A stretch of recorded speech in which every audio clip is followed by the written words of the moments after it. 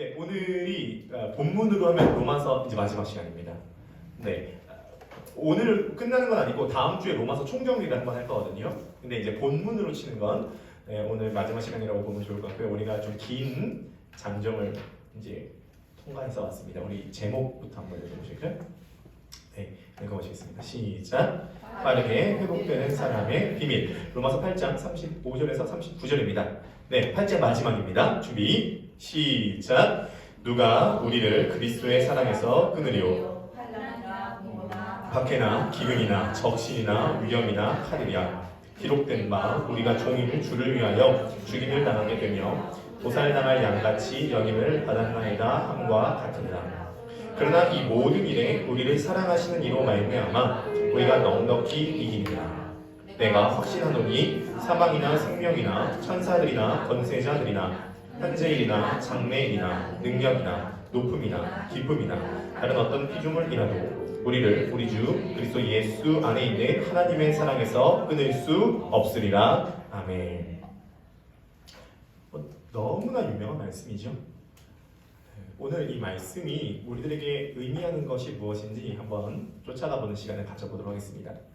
그 전에 여태까지 우리 근래에 들었던 말씀 짧게 좀 정리를 해보자면요. 로마서 7장은 어떻게 끝나냐면 바울의 탄식으로 끝납니다. 오호라 나는 곤고한 사람이로다. 난 비참한 사람입니다. 누가 이 사망의 몸에서 나를 건져낼 수 있겠습니까? 로 끝나는 게 7장입니다. 8장은 희망의 서국으로 시작이 되죠. 그렇게 탄식했던 사도 바울에게 갑자기 절대 부정에서 절대 긍정이 됩니다. 그런즉 그리스도 예수 안에 있는 자에게 결코 정죄함이 없다. 정죄 가능성이 0%라는 거죠. 우리 안에는 피오나 공주도 있지만 슈렉 같은 모습이 있다고 말씀드렸습니다. 근데 이 슈렉이 드러났을 때 사람들이 정죄하고 거부할까봐 우리 자꾸 이거 감추고 싶어하죠. 근데 그리스도 안에 있을 때는 내가 공주냐 슈렉이냐 그거 중요하지 않다. 내가 그리스도 옷 입었느냐 그거 중요하다고 말씀드렸습니다. 그 다음 주에 썼던 설교 혹시 기억나십니까? 그리스도의 영이 있는 사람은 영적인 생각을 하고 영이 없는 사람은 육신의 생각을 하죠. 그래서 영의 생각은 생명과 평안이요 육신의 생각은 사망이니라 그 말씀을 드렸습니다. 하늘에서 돈이 떨어집니다. 그럼 주스라는 말을 하지 않더라도 어떻게 되죠? 죽죠. 그러니까 진리를 발견하면 행위는 따라오게 되는 거다. 그래서 제가 100% 수동과 100% 능동이다 이 말씀을 드렸습니다. 하게 되는 거예요. 그래서 사실 그리스도의 영이 없다면 그리스도를 따라가는 생각 자체를 못하는 것입니다. 이건 의지나 각오의 문제가 아니라는 거예요. 그러니까 방송국이 설치가 안 됐는데 어떻게 방송이 나갈 수가 있겠어요? 일단 방송국 설치부터 하자는 거죠. 자, 그러면 그리스도의 사람이 됐다라고 가정하고 방송국이 설치되면 우리는 이제 전쟁을 치르는 거죠. 생명 채널이 있고 사망 채널이 있습니다. 우리의 전쟁은 뭐죠? 생명 채널. 네, 시청률 전쟁인 거죠. 우리의 생각 속에서 지금 사망 채널의 시청률이 올라가고 있냐? 생명 채널의 시청률이 올라가고 있냐? 지난 한 주간 어떠셨습니까? 확실히 지난주보다는 표정이 좋으신 것 같아요. 지난주 이 말씀을 들었을 때에 이제 전반적으로 표정이 좀 구리셨는데 네, 오늘은 그래도 조금 이렇게 어떠셨습니까? 할 때 아주 저를 이렇게 보시고서 이번 주에는 괜찮았던 것 같은데 지난주보다 약간 이런 느낌이신 거죠. 지난주 설교 기억나십니까? 하나님께서 누구를 자기 아들을 어떻게 주셨죠? 네, 아낌없이 주셨다. 메시지 성경으로 보면 자신의 전부를 주저없이 주셨다 말씀드렸습니다. 하나님께서 자신의 아들을 아낌없이 내어줬다라고 하는 이 마음을 누군가와 공유하고 싶으셨습니다. 누구랑 공유하고 싶으셨죠? 아브라함과 공유하고 싶으셨습니다. 그러니까 이 100세 때 낳은 아들을 모리아산에서 바치라고 하셨죠. 이거는 하나님께서 아브라함을 시험하신 것도 맞지만 더 근본적인 이유는 하나님은 독생자를 바치는 그 사건이 얼마나 어려운 건지 누구랑 공유하고 싶었다는 거예요. 공유는 항상 친구끼리 합니다. 성경에서 보면 하나님의 친구라고 불려지는 사람이 거의 없어요. 그 중에 한 명이 아브라함이었는데 아브라함이 그 요청을 하신 겁니다. 이게 내 마음이라는 거죠. 아낌없이 내어주신다. 그러므로 하나님의 아들조차도 우리들에게 아낌없이 내어주신다면 우리들에게 모든 것을 주시지 않겠느냐. 그 말씀이 지난주 말씀이었습니다. 자, 그러면 우리 입장에서 기대가 될까요, 안 될까요? 아들까지 아낌없이 주셨으면 모든 걸 다 주실 수 있다는 거잖아요. 그건 너무 좋은 소식이죠. 그럼 우리 입장에서 하나님께서 모든 거 다 주실 수 있는 부자 아빠라고 한다면, 내가 20살 생일이 됐을 때 정말로 재벌 부자 아빠를 가졌다고 한다면 나 너 위해서 다 줄 수 있어. 그럼 뭐 기대할까요? 20살 생일 됐을 때 적어도 페라리 차키 정도 기대하지 않겠어요? 뭐 주식 어디 뭐 저기 뭐 테슬라 주식 정도 기대하지 않겠어요?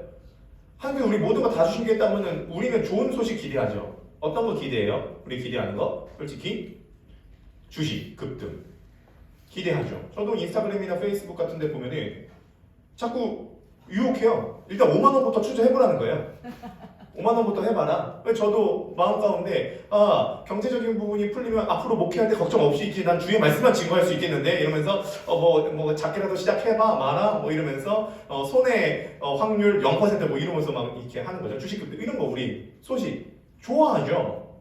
우리 어떤 소식 좋아해요?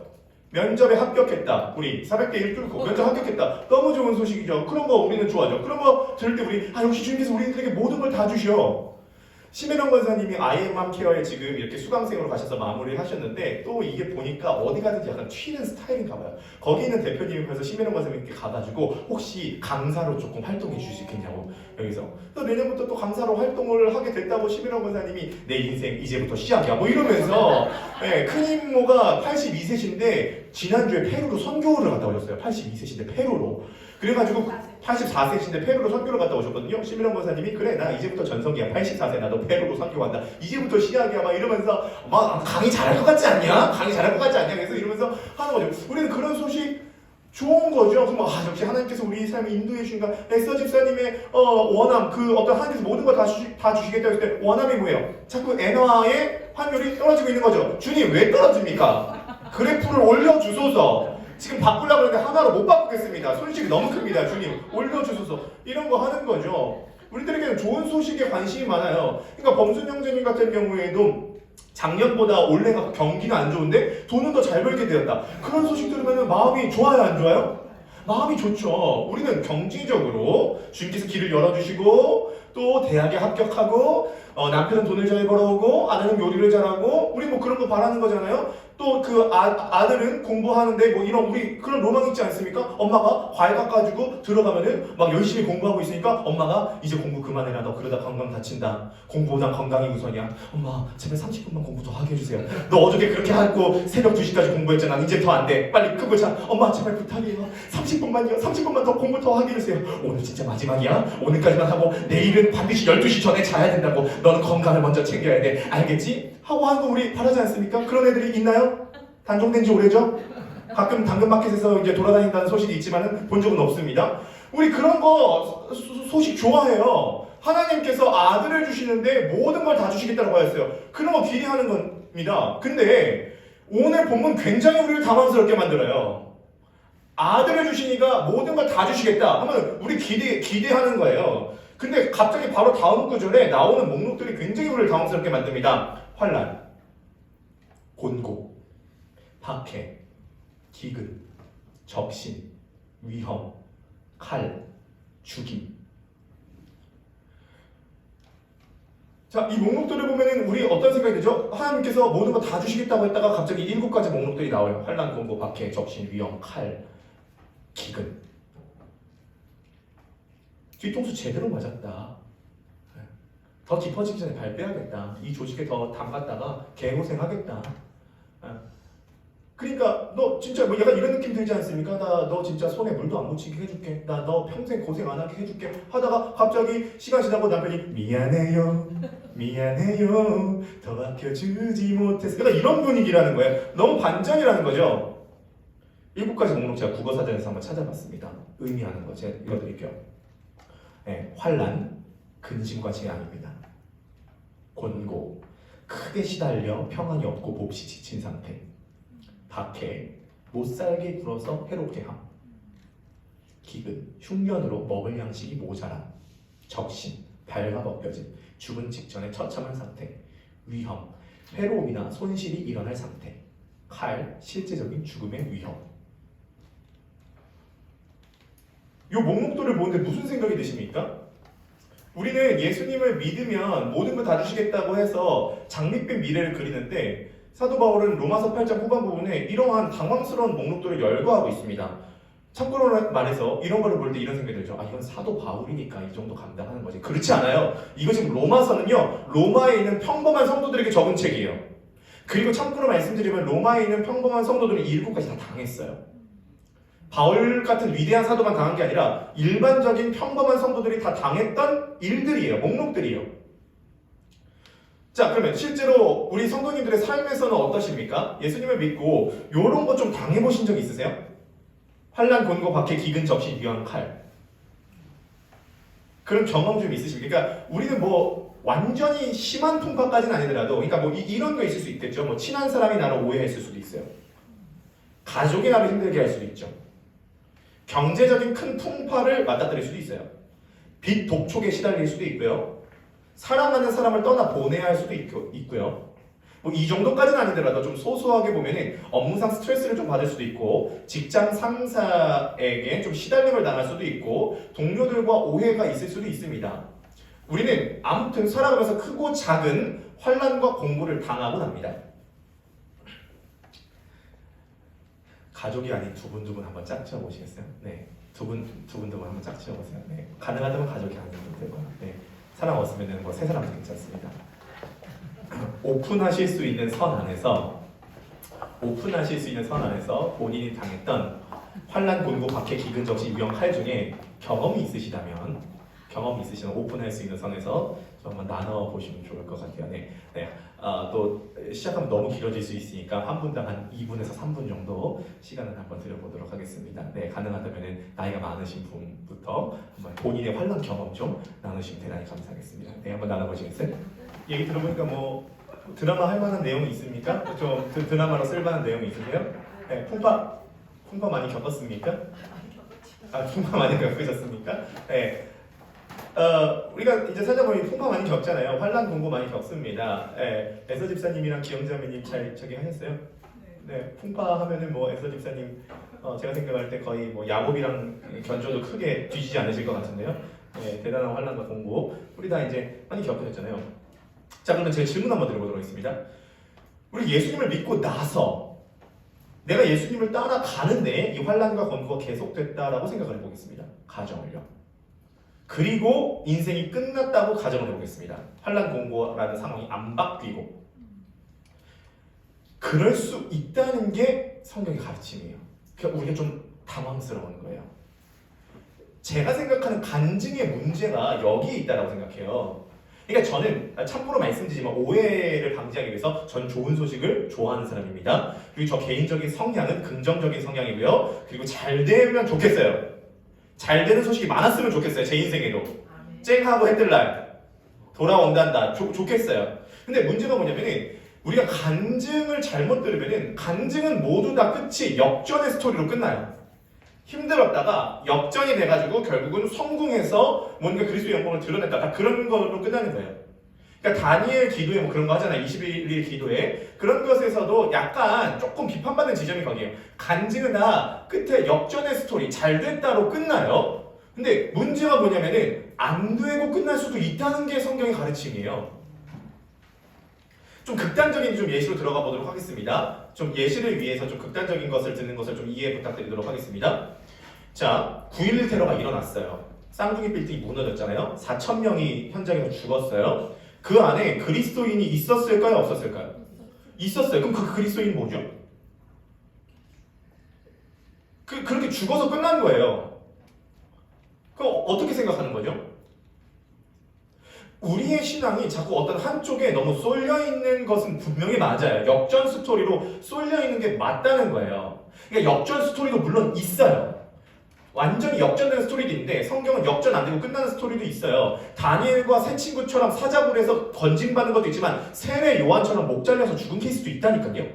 양쪽 케이스가 다 나오는 게 성경이에요. 둘 다가 있다는 거예요. 근데 우리는 신앙이라고 하는 것을 어떤 개념으로 생각하냐면 투자 개념으로 생각하는 경향이 굉장히 많아요. 주님, 제가 매일마다 예배도 와드렸고요. 헌금도 열심히 했고요. 주님 따라서 이렇게 헌신도 많이 했으니까 좀 인생 풀려야 됩니다. 좀 잘 돼야 됩니다. 이러한 마인드가 솔직히 우리 마음 가운데 있다고요. 예수님 따라가면은 내 인생에도 쨍하고 해뜰 날이 온다라는 그 인식이 밑바닥에 깔린 게 있어요. 제가 있는 카카오톡 프로필, 그러니까 카카오톡 친구 중에 어떤 분인데 이제 연세가 있으신 분인데 그분 카카오톡 프로필명이 이렇게 돼 있더라고요. 주 예수 그리스도의 이름으로 명하노니 사랑하는 딸 땡땡이는 땡땡 대학교 땡땡 학과에 합격할지어다 이렇게 되어 있어요. 진짜 그렇게 돼 있다니까요. 그래서 제가 그걸 보면서 제가 솔직히 좀 너무 이러면 안 되는데 이게 좀 약간 좀 젊어서 그런가 봐요. 좀 딴지를 걸고 싶은 마음이 솔직히 올라오는 거예요. 사랑하는 딸이 대학교에 그 학과에 입학하는 게 정말 주 예수의 이름으로 명해야 될 문제, 약간 그냥 공부해야 될 문제인 거죠. 그렇잖아요.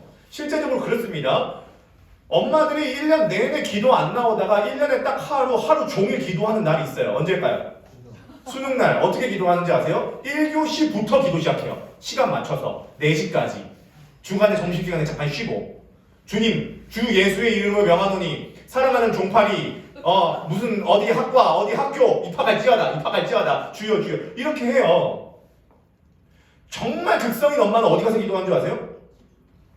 기도원 아니구나. 그 교문으로 가요. 철문 붙잡고 주여 부처주옵소서. 철문에서 진짜 기도하는 엄마 있어요. 제가 이게 우스갯소리 같죠? 아니에요. 제 주변에 강도사들이 있잖아요. 중형교회에서 이번에 수능 기도에 안면 교회 한 군데도 없습니다. 100%다 열었어요. 제가 알고 있는 교회에서. 이거 뭐예요? 주님, 제가 주님 믿으면 우리 자식 잘 되게 해주세요. 제가 주님 믿으면 쨍하고 해뜰날 돌아오게 해주세요. 주님 믿으면 일 풀리게 해주세요. 좋은 사람 만나게 해주세요. 경제적인 여건을 풀어주세요. 다시 한번 말씀드리면 저 좋아해요. 그런 거. 필요해요. 주님 주세요. 주님 I need money. 그런데 그거를 안 주실 수도 있고 문제가 있을 수 있다는 게 오늘 본문의 핵심이라니까요. 그러니까 우리가 열심히 하고 우리가 하나님께 잘 보이면 하나님께서 더 큰 축복을 주실 거라고 생각을 해요. 이것은 반대로 이런 문제가 생길 수 있습니다. 어떤 문제가 생길 수 있냐면은 우리가 열심히 안 하고 우리가 제대로 하나님에게 순종 안 하면은 하나님께서 나를 향한 사랑이 좀 떨어질 거다라는 생각을 하고 있어요.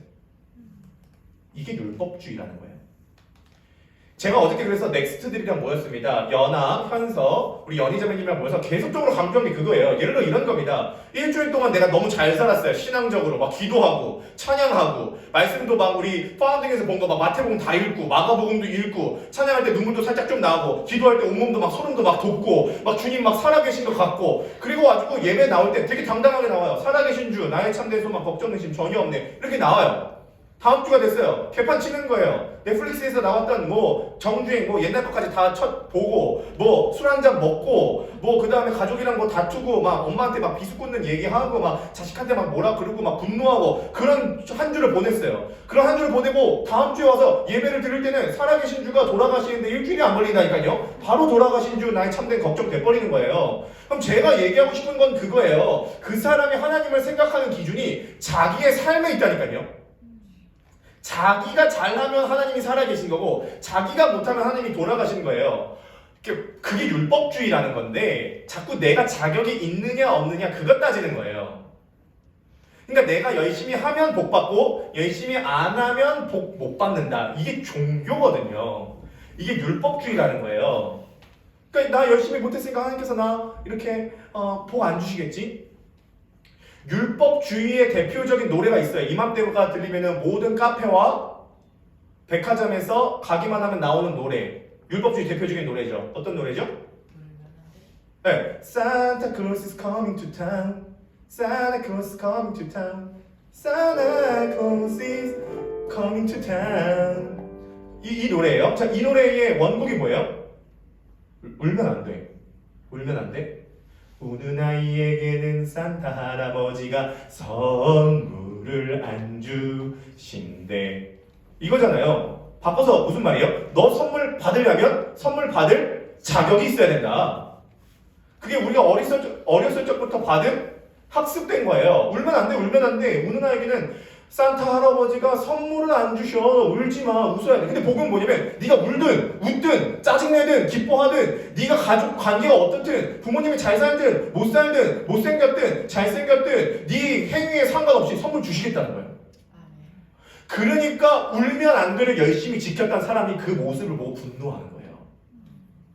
자, 생각을 한번 해보세요. 이런 것입니다. 제가 오늘 예배, 이거 실제라고 생각을 한번 생각을 해보세요. 제가 오늘 예배를 끝나고 밥을 먹는데 누구랑 밥을 먹냐면은 사채업자들이랑 동성애자들이랑 여기 앞에 치킨집 새로 오픈했거든요. 치킨집에 가가지고 치킨이랑 맥주 한 병 시켜서 호프집에서 맥주 한 잔 했어요. 사채업자들이랑 동성애자들이랑 같이 모여서요. 지나가던 그 제가 이제 맥주 한 잔 그들이랑 하고 있는 것을 윤정수 집사님이 지나가시다 보였습니다. 솔직히 말해서 그 보시면 어떠시겠어요? 교회 닫아야지. 교회 닫고 연희야 교회만 닫는 게 아니라 연희야 결혼도 일단 접어야겠다. 이거 지금 보통 문제 아니다. 이거 지금 안 된다. 이거 이렇게 될 거 아니에요. 한번 실제적으로 생각을 한번 해보자는 거예요. 실제 우리 마음 가운데 말이에요. 예수님께서 세리들과 청년들과 함께 모여서 포도주를 마셨다는 것은 우리 입장에서 봤을 때 오늘날로 보면 사채업자들이랑 동성애자들이랑 가가지고 삼겹살집에 가가지고 제가 소주 한 잔 먹고 있는 거랑 비슷한 느낌이에요.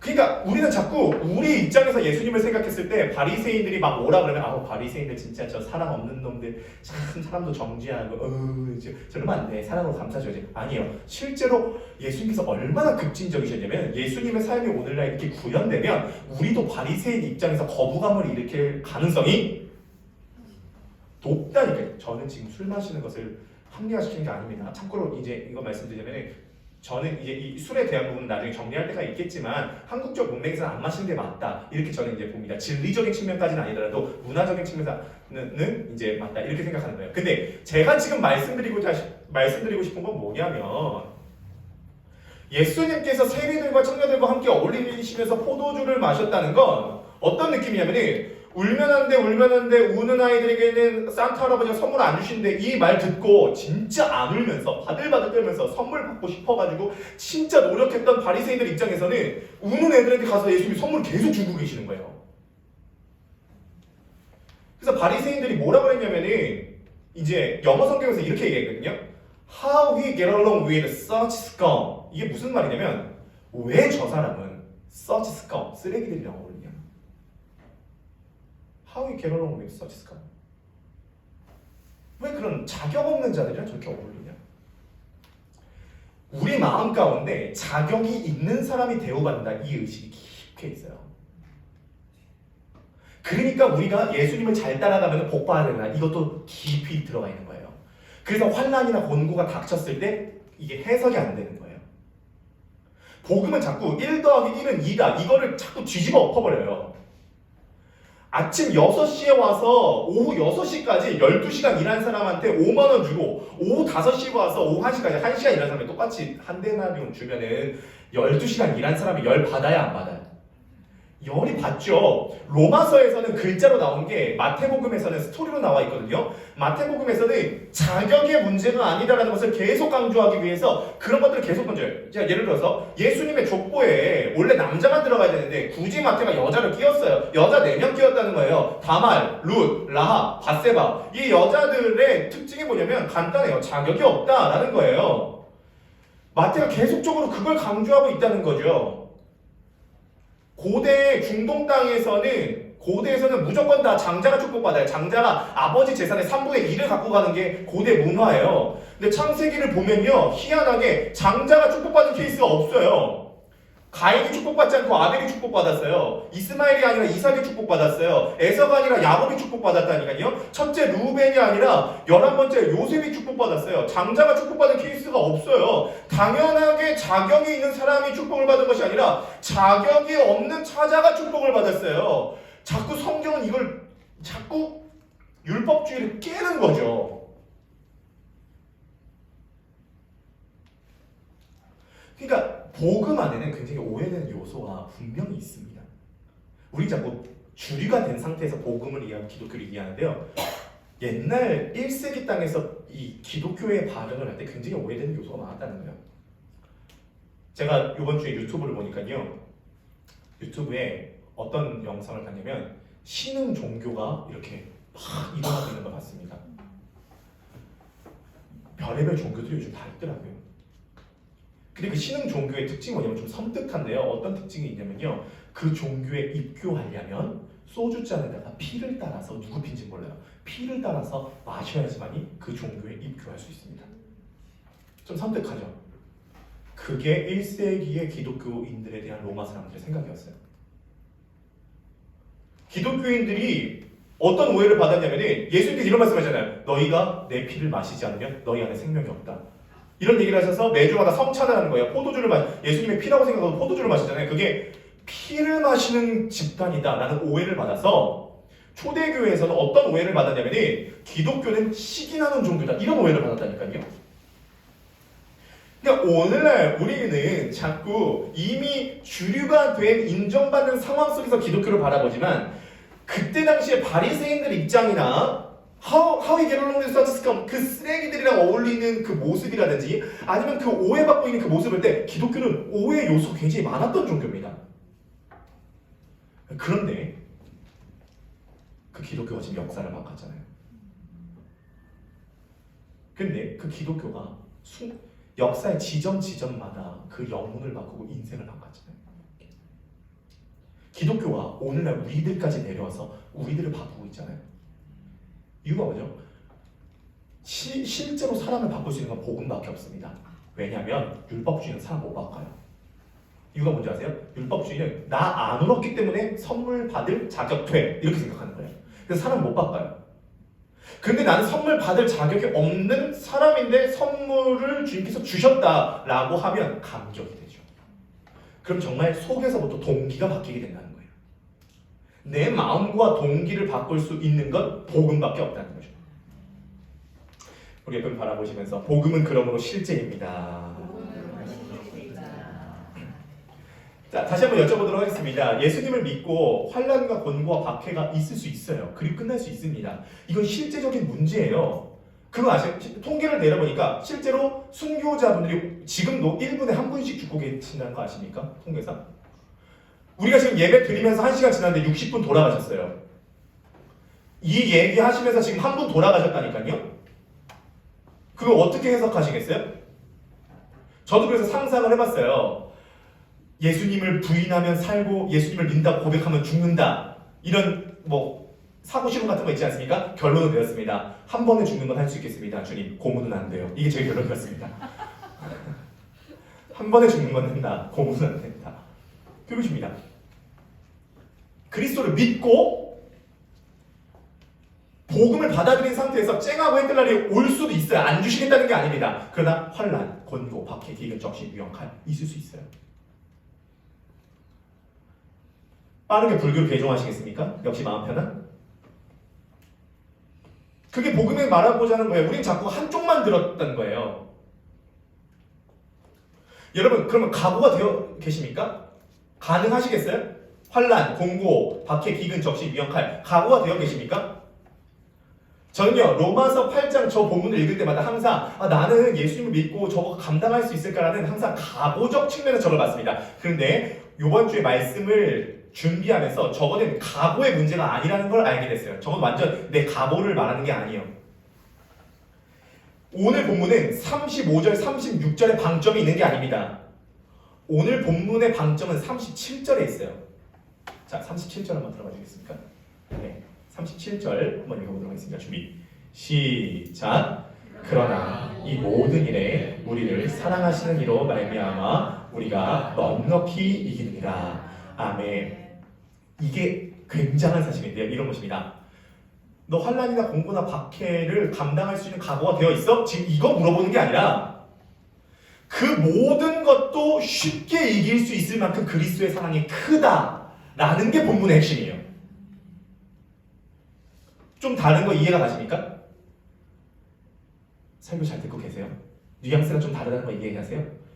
환난과 곤고와 박해와 위험과 기근과 적신과 칼을 각오하라는 말이 아니라 그런 것조차도 넉넉히 이길 수 있을 만큼 그리스도의 사랑이 얼마나 큰지 플러스적인 요소를 얘기하면 플러스가 부각이 안 되니까 일부러 마이너스적인 요소를 부각시킴으로써 플러스적인 요소를 극대화하는 거라는 거죠. 그래서 플러스적인 그리스도의 사랑이 너무 커서 마이너스적인 요소를 다 덮어버리고도 충분히 남을 만큼 플러스적인 요소가 너무 크다는 겁니다.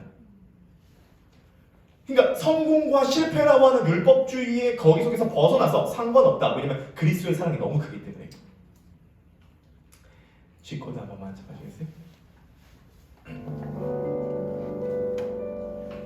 날 구원하신 주 감사, 모든 것 주심 감사, 지난 추억이 내 감사, 주 내 곁에 계시네. 향기로운 봄철의 감사, 외로운 가을날 감사, 사라진 눈물로 감사, 나의 영혼 평안의 이절, 응답하신 기도 감사, 거절하신 것 감사, 헤쳐나온 풍랑 감사, 모든 것 채우시네. 아픔과 기쁨도 감사, 절망 중 위로 감사, 측량 못할 은혜 감사, 크신 사랑 감사. 3절까지 합시다. 길가에 장미꽃 감사, 장미꽃 가시 감사, 따스한 가정 희망 주신 것 감사, 기쁨과 슬픔도 무엇을 감사?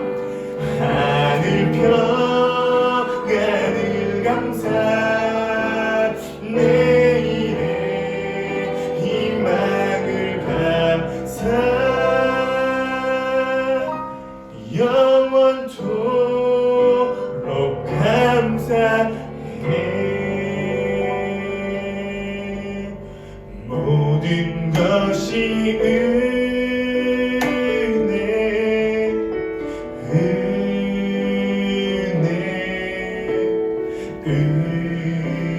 은혜, 하나님 은혜.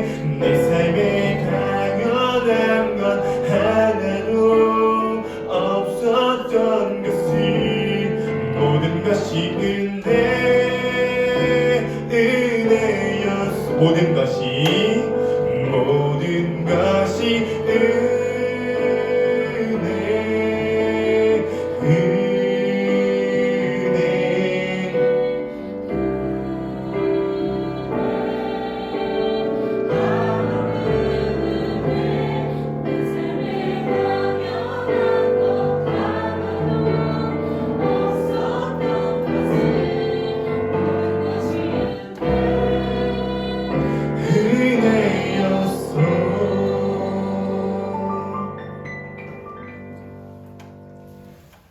좋은 거 주시면 좋죠. 성공하면 감사하죠. 쨍하고 해뜰 날 오면 감사합니다. 그러나 환난과 공고 속에서도 우리가 쉽게 회복될 수 있는 거죠. 그러므로 그리스도인이라고 하는 것은 성공과 실패라고 하는 이 법칙 속에서 초월한 자들이 그리스도인이다 라는 것이 로마서의 논리입니다. 그러니까 우리는 어떤 실패가 왔을 때 쉽게 회복될 수 있는 게 바로 이 끊어지지 않은 그리스도의 사랑 때문에 그렇다는 것이죠.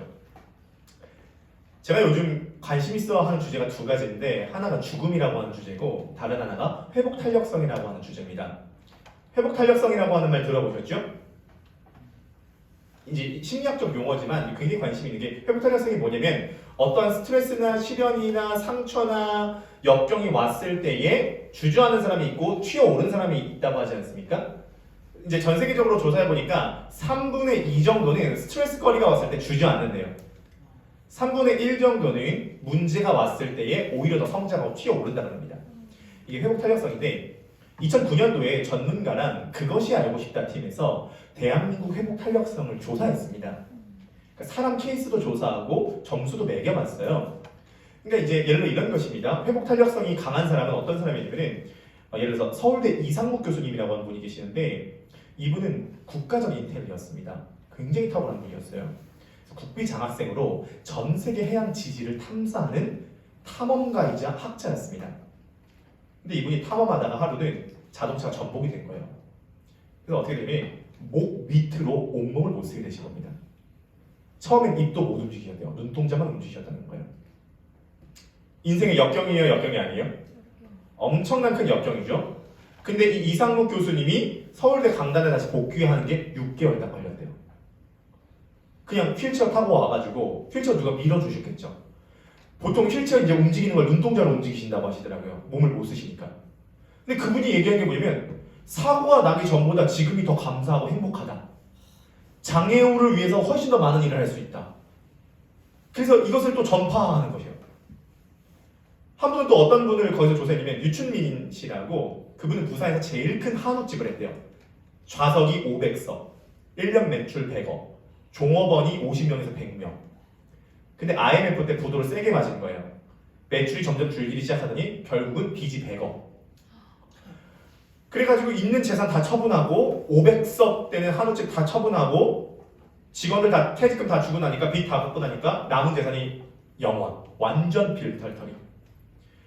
이 류춘민 씨가 아내랑 함께 4년 동안 죽기 살기로 일해가지고 14평짜리 국수집을 얻었대요. 하루 종일 국수 만들어서 국수 판대요. 하루 종일 국수 만들어서 국수 파는데 하루 종일 일한 가격이 옛날에 한우집 할 때 한 테이블 가격도 안 나온다는 거예요. 근데 류춘민 씨가 얘기하는 게 옛날보다 지금이 더 행복하고 감사하고 더 많이 깨닫는다. 이 이상묵 교수님이나 류춘민 씨가 회복 탄력성에 있어서는 우리나라 0.5% 안에 들어가는 아주 뛰어난 사람들이라고 하는 거죠. 그래서 저도 이 회복 탄력성 그 책에 보니까 테스트하는 게 있더라고요. 그래서 저도 테스트를 해봤습니다. 참고로 이게 세 항목으로 되어 있는데 대한민국 평균은 196점이에요. 대한민국 전체 평균 196점. 그래서 200점을 넘기면 안심된 상태. 190점 미만은 좀 위험한 상태. 180점 미만은 다른 거 다 제껴놓고 사론전판을 걷듯이 회복 탄력성을 회복하기 위해서 가장 지금 노력을 해야 되는 상태라고 합니다. 그리고 212점 이상이 되면 상위 20%, 220점 넘어가면은 상위 5%라고 해요. 그래서 제가 이제 체크를 해보니까 저는 이제 몇 점이 나왔냐면은 216점 나왔어요. 그래서 상위 완전 극상위는 아닌데 20% 안에는 들어간 것 같아요. 어저께 연희자매님을 만나가지고 연희자매님이 인턴 그걸 다운받아서 자기도 해보겠다는 거예요. 그래서 계속 해보면서 나 회복 탄력성 나아지면 어떡하지? 이러면서 계속 이제 해봤어요. 근데 연희자매님 그 조사를 해보니까 연희자매님도 213점. 네, 216점, 213점 이렇게 나왔습니다. 제가 이 이야기를 왜 이렇게 길게 드리냐면요. 저는 확신하는 게 있습니다. 그리스도인은요 회복 탄력성이 끝내줄 수밖에 없습니다. 아멘. 왜냐하면 환난과 곤고나 박해와 기근과 적신에도 끊어지지 않는 그리스도의 사랑이 계속 회복될 수 있도록 넉넉히 이기는 능력이 그리스도의 사랑 안에 있기 때문입니다. 그래서 바라기니 우리 크로스포인트 교회 성도님들 복음 안에서 회복 탄력성이 우리나라 0.5% 안에 다 들어가시게 되기를 주님의 이름으로 간절히 축복합니다. 그런데요, 오늘 본문에서 보면요, 진짜 전 세계 역사상 회복 탄력성이 가장 끝내주는 사람을 꼽으라고 하면 전 사도 바울을 꼽고 싶습니다. 얼마나 회복 탄력성이 끝내주는지 이 사람은 자기 목숨도 그냥 내어놓은 사람이에요. 사도행전 20장 24절 한번 보여주도록 하겠습니다. 다 함께 읽어보시겠습니다. 시작. 내가 달려갈 길과 주 예수께 받은 사명 곧 하나님의 은혜의 복음을 증언하는 일을 마치려 하매니 나의 생명조차 조금도 귀한 것으로 여기지 아니하노라. 쉽게 얘기해서 제일 세상에서 무서운 사람이 어떤 사람입니까? 되는 게 없는 사람. 그냥 성공과 실패를 떠나서 목숨조차 귀한 것으로 여기지 않으니까 이 사람의 회복 탄력성이 얼마나 끝내주는지 실제로 사도행전에서 보면 이런 사건이 있었습니다. 사도 바울이 복음을 전하는데요. 안디옥과 이고니온에서부터 유대인들이 모함하기 위해서 이 사도 바울을 박해한 겁니다. 사도 바울이 박해를 끝내주게 많이 당했습니다. 복음을 전하다가 어떻게 박해를 당했냐면 죽이려고 진짜 돌로 맞았어요. 돌로 맞아가지고 쓰러지니까 죽은 거예요. 그래서 어떻게 되냐면 사람들이 사도 바울을 죽은 줄 알고 성 밖으로 하나 둘셋 우이 해서 버렸어요. 그때 당시 성 밖은 쓰레기장이었거든요. 죽은 줄 알고 우이 한 거예요. 그래서 사도 바울이 쓰러져 있었어요. 사도 바울의 제자들이 사도 바울이 죽은 줄 알고 삥 둘러가지고 이렇게 보고 있었습니다. 그래서 수고수고 그랬겠죠. 돌아가셨나봐. 어떻게 하나님도 무심하시지? 아니 거의 다 깨지셨어. 우리 선생님 어떻게 하면 좋아? 이러고 있는데 바울이 갑자기 쓰러져 있다가 눈을 갑자기 번쩍 뜨는 거예요. 얼마나 놀랐을까? 그리고 갑자기 툴툴 털고 일어나더니 저기로 가자. 그래서 가가지고 다음날부터 복음을 또 전하기 시작하는 거예요. 골 때리죠. 자, 사도행전 14장 19절에서 21절입니다. 다 함께 읽어보시도록 하겠습니다. 준비. 시작. 유대인들이 안디옥과 이고니온에서 와서 무리를 충동하니 그들이 돌로 바울을 쳐서 죽은 줄로 알고 시외로 끌어내친다.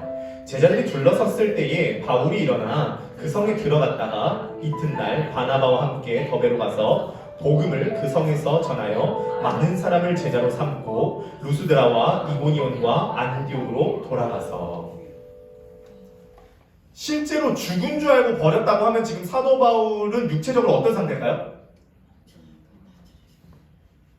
지금 이거 깨지고 찢어지고 피 나고 있는 거예요. 그러면 어떻게 해야 돼요? 일단 지금 정신적으로 힘든 상태고 육체적으로 힘든 상태잖아요. 그럼 어떻게 되면 바로 다음 나가서 복음 전하지 말고 일단 병원에 입원해야죠. 닌겔 맞아야죠. 저는 건강에 대해서 관심이 굉장히 많아요. 어저께 연희자매님도 그 위내시경 받고 봤다는 이 건강에 대해서 관심이 저는 굉장히 많은 사람이어가지고 이거 맞아가지고 성받게 됐으면 어떻게 해야 돼요? MRI 돌려가야죠. 닌겔 맞고 일주일 동안 입원해야죠. 그리고 뭐 이런 거 해야죠. 무릎으로 이거 망치 같은 거 쳐봐야죠. 이 쳐본데 무릎이 안 올라가. 이 도가니가 나갔구나. 이런 거 해봐야죠.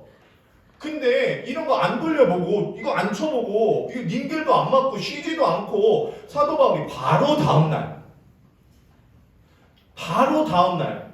가서 복음을 전하는 거예요. 실제로 사도 바울 입장에서는 이런 말을 할 수 있겠죠. 마음속으로 정신적으로 얼마나 고통스럽겠습니까? 내가 뭘 잘못했다고 나한테 이렇게 모욕감을 주고 나를 이렇게 힘들게 하는 거야? 아, 나 옛날에 유대교 때 나도 인정 많이 받던 사람이야.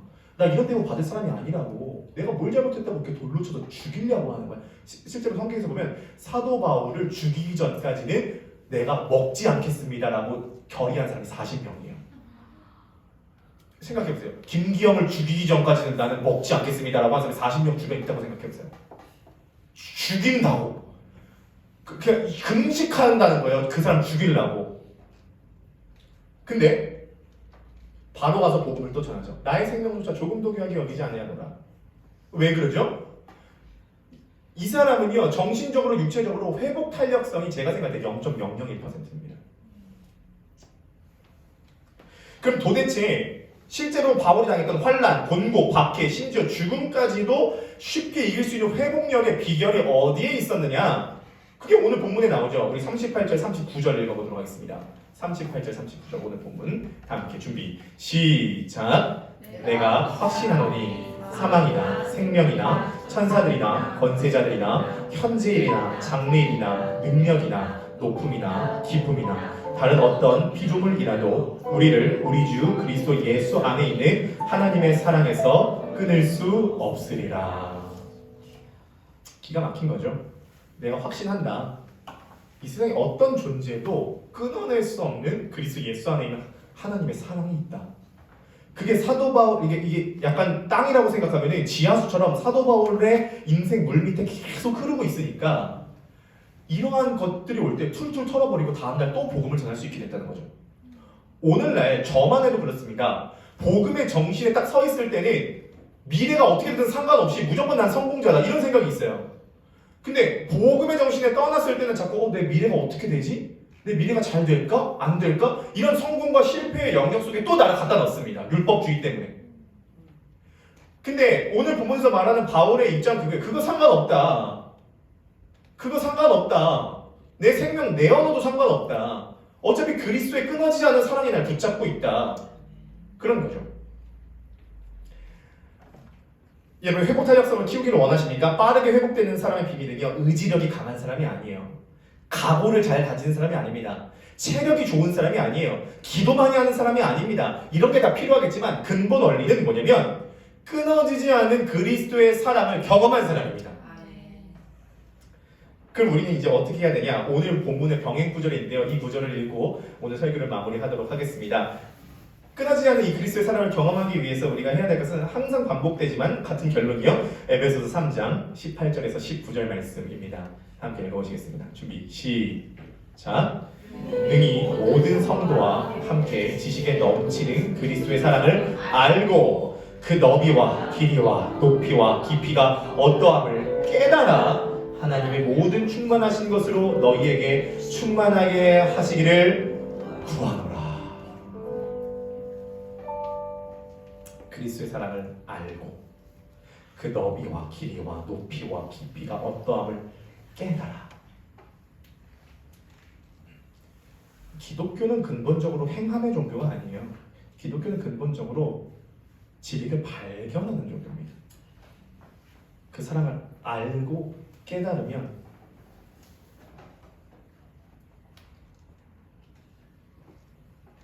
그리스도의 충만하심, 하나님의 모든 충만한 것이 우리에게 충만하게 채워진다는 것이죠.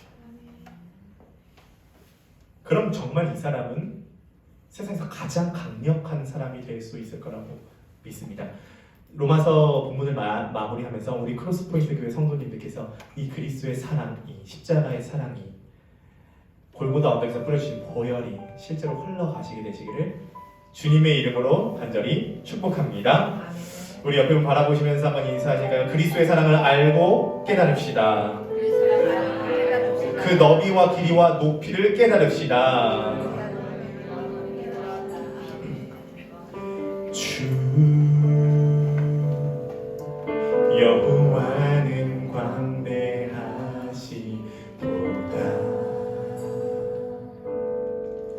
그 거룩한 하나님 성에서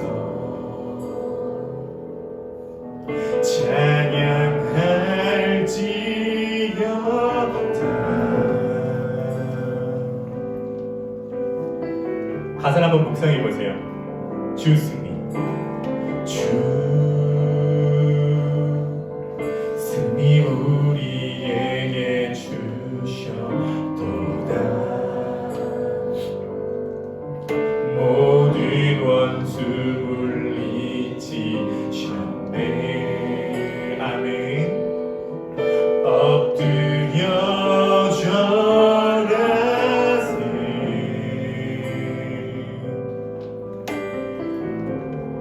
다 주의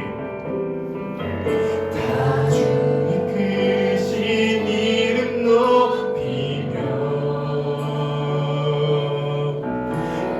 우리에게 행하신 위대한 일 감사하세. 오주신 실하신 그 사랑 온 땅과 하늘 위에 계셔 홀로 영원하신 이름.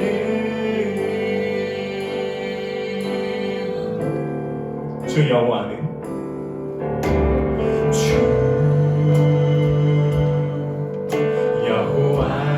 광대하시도다. 그 거룩한 하나님 성에서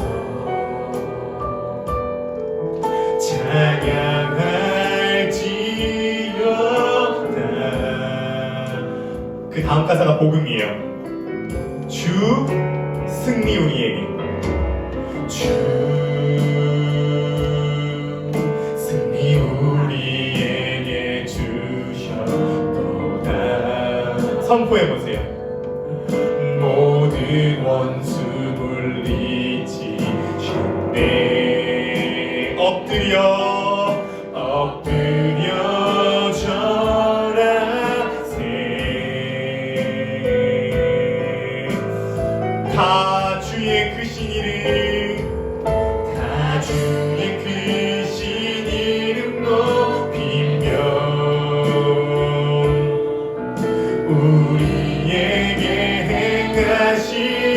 위대한 일 감사하세. 모두의 신실하신 그 사랑 어디에 계시죠? 온 땅과 하늘 위에 계셔 홀로 영원하신 이름. 한 번 더 다주의 크신 이름, 다주의 크신 이름 높이며 자신의 이름을 넣어보세요. 종류에게 아멘. 위대한 일 감사하세. 모두의 신실하신 그 사랑 온 땅과 하늘 위에, 온 땅과 하늘 위에 계셔 홀로 영원하신 이. 우리 자리에서 한번 다 같이 일어나셔서 고백합시다. 다주의 크신 이름 높이며, 다주의 크신 이름 높이며 자신의 이름 누구에게? 종윤에게 행하신 위대한 일 감사하세. 모두의 신실하신 그 사랑 온 땅과 하늘 위에 계셔 홀로 영원하신 이름. 그 사랑 얼마나, 그 사랑 얼마나 아름다운지, 그 사랑 얼마나 날 부욕해 하는지, 그 사랑 얼마나 크고 놀라운 아멘. 그 사랑 얼마나 나를 찬양을 통하여서 확정을 내려버리세요. 그 사랑 얼마나, 그 사랑 얼마나 아름다운지, 그 사랑 얼마나 나를 부욕해 하는지, 그 사랑 얼마나 크고 놀라운지, 그 사랑 얼마나 나를 감격하게 하는지. 이 시간 우리 한번 기도합시다.